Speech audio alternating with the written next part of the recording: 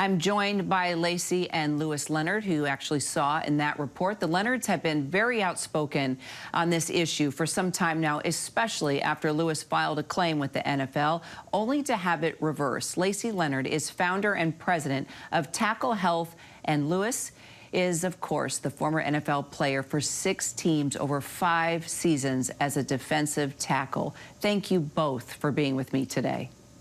Good morning. Thank you so much for having us. Thank you. It's my honor, and it's an important story to talk about. Lewis, I have to start with you.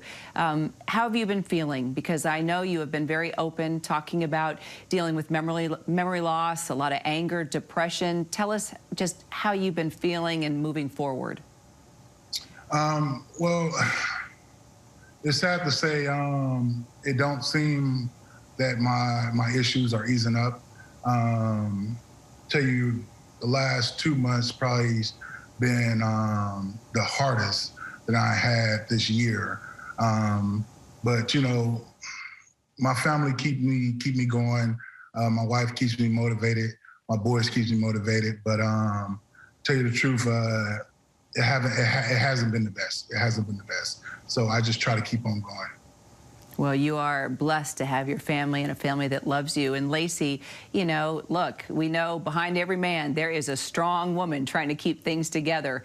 What have you witnessed, you know, with your husband, and how have you been trying to help him deal with everyday struggles?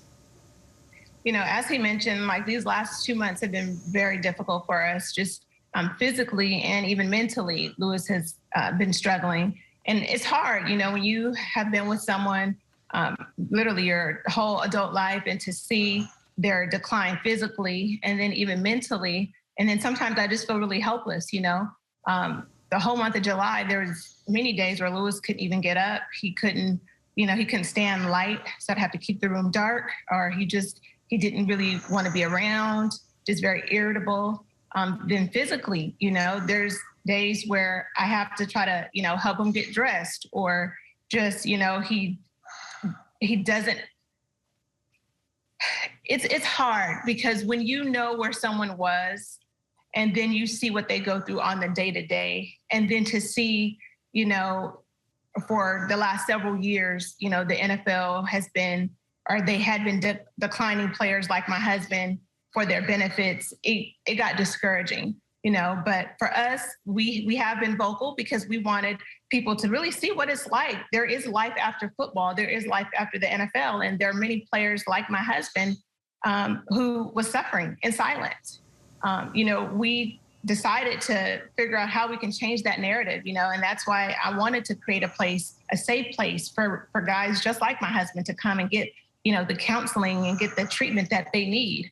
You know, I do think that this is a step in the right direction that the NFL is taking, but I won't fully be at peace until I see them, you know, make it right with my husband. You know, Lewis deserves to receive his claim. The fact that he had received an award and had it denied, even after doctors had confirmed his diagnosis. I just, you know, my prayer is that the NFL is diligent about doing what they are saying they're going to do.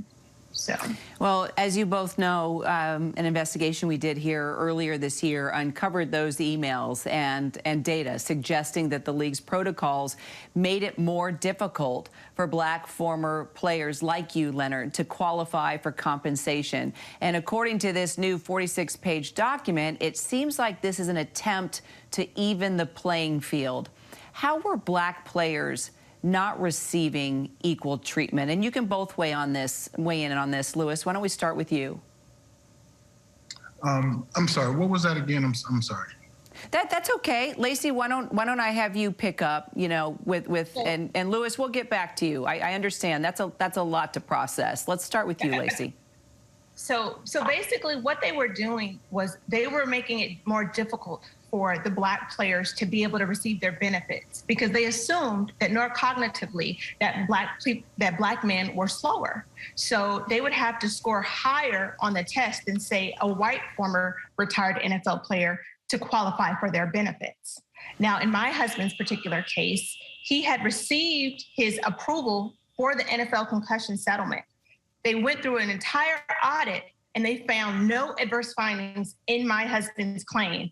And right before they were supposed to administer the claim, we received notification that his claim was then overturned. And they said that, oh, well, they didn't account for certain norms, including norms with race. So to me, I just couldn't understand how they would deny a player for not allocating for race when race should not determine if there's been any type of neurocognitive damage, if there's any type of brain damage, any type of memory loss.